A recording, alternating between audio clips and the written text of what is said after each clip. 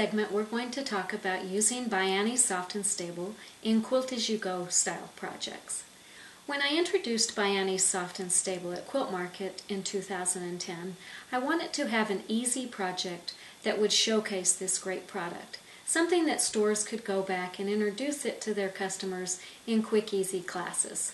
My thought immediately went to home deck items such as placemats or table runners. I like to use placemats on my table and enjoy changing them to fit the seasons. I especially appreciate having a placemat that is reversible so I can use either side. However, I don't want to spend a lot of time making them, and I for sure don't want to have to go back and quilt them when I'm finished sewing. So I decided to design a pattern for placemats made using a quilt-as-you-go technique. And I thought, what would be simpler than one made using a jelly roll? With a jelly roll, you've got a great selection of fabric. They're already pre-cut. That would save some time too. For the first mat that I did typical quilt-as-you-go techniques. I laid down my backing fabric face down. I put my piece of Soft and Stable on top of that, and then I assembled my whole placemat, sewing through all 3 layers as I went.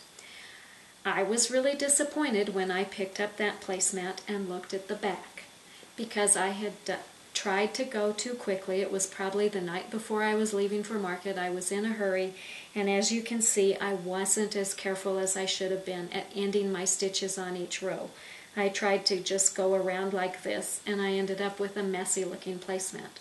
Some of this I could have avoided. However, some of it is inherent in the quilt-as-you-go technique. I always would have had these little bits of stitching stick out where you sew your 1/4 inch seam. And I thought that looked messy.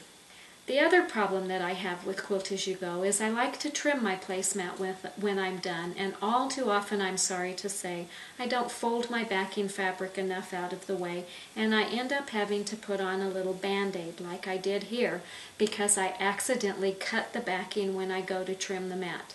Have you ever experienced that yourself? I bet you have. So then I realized something. The reason you usually have to have the batting or the fabric layer on the bottom is that you can't sew with batting next to your feed dogs, but you can sew with Soft and Stable next to your feed dogs. So on the next mat I made, the Soft and Stable became my foundation. I marked lines so I knew where to line things up. I assembled my mat in steps, beginning by sewing the center pieces in, then adding the borders around the outside. Then I cut my backing. I cut it 1 inch bigger all the way around. I laid my mat, which I had trimmed to size, on top of my backing. Let's get these out of the way.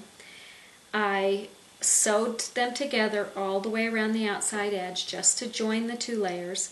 Then I folded my backing over to the center, brought it over, stitched it down, and used my backing to make a self-binding. I ended up with a placemat that looks as nice on the back as it looks on the front.